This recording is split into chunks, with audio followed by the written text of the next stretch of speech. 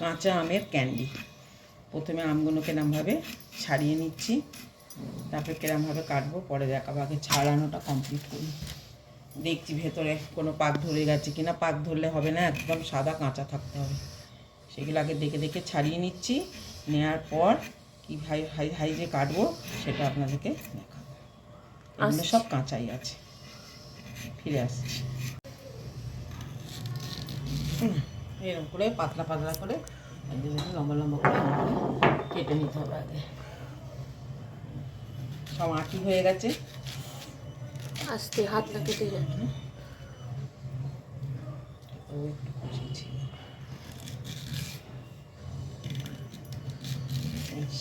এইভাবে আমগুলোকে কেটে নিলাম।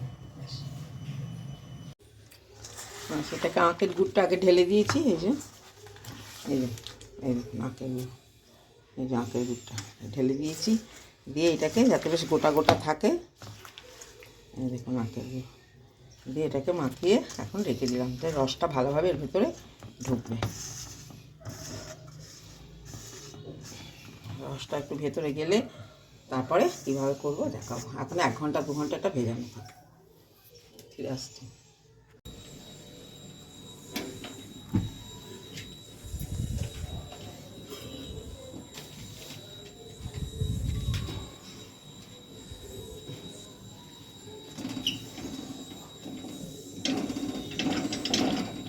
দিলাম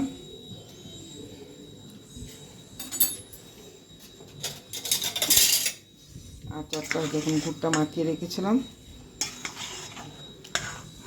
জল জল মতন হয়ে গেছে। এবার এটা এখানে ঢেলে দিচ্ছি। আস্তে আস্তে এটা হতে থাকবে, বেশি নাড়লে হবে না, নিজে নিজেই হবে। বেশি নাড়তে গেলে আবার আচার ভেঙে যাবে।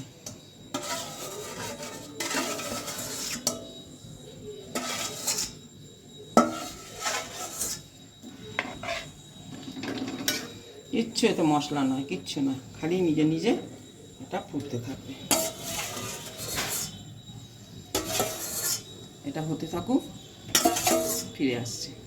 ফুটুক সাথে থাকো। দেখুন আস্তে আস্তে নাড়ছি, এখনও হয়নি, একটু মানে ইয়ে টাইপের হয়ে যাবে, একটু বেশ ছিবড়ে জুসি ভাজা ভাজা টাইপের, মানে গুঁড়েতে ভাজা ভাজা টাইপের হয়ে যাবে। পুরো সোক করে নেবে জিনিসটা। সোক খুব করবে না, কিন্তু গুড়ের মধ্যে ওটা বেশ ঢুকে গিয়ে ভাজা ভাজা টাইপের দেখতে হয়ে যাবে। সেটা এখন আর একটু দেরি আছে, হতে থাক। বেশি নাড়ানাড়ি করলে ভেঙে যাবে, ভাঙলে হবে না, একটা একটা করে এটাকে তুলতে হবে। এখন এটা হবে, হতে থাক।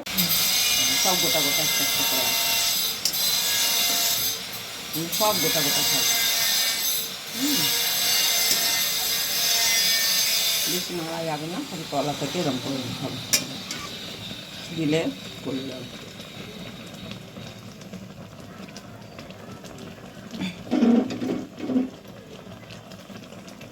এবারে বন্ধ করতে হবে কিনা দেখে নিই, নাহলে বুঝতে পারবো।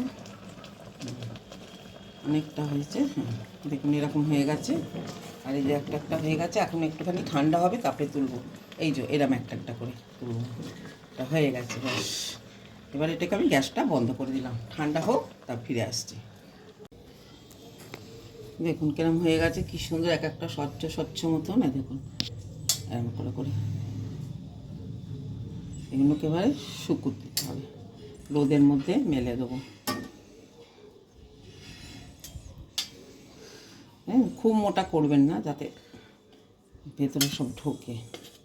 শুকনো হলে ক্যান্ডি। এইভাবেই তুলে থাকবেন। হ্যাঁ এইভাবে আমি তুলে নিই, প্রত্যেকটা থালাতে এরমভাবে তুলে এখন 2 দিন ধরে শুকোবো, তারপরে দেখাবো শুকানো হয়ে গেলে। ঠিক আছে, ঠিক আছে। দেখুন ক্যান্ডিগুলো সব হয়ে গেছে, শুকিয়ে গেছে। আরও ইচ্ছা করলে শুকাতে পারেন। সব তুলে রাখছি।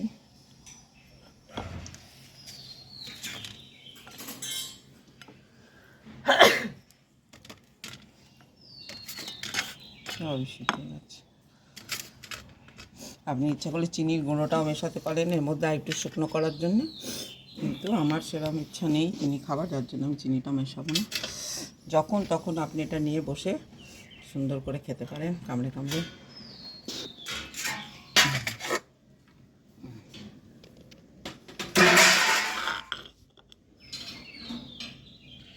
তুমি উঠবে না ভেতরে নিয়ে যাবো?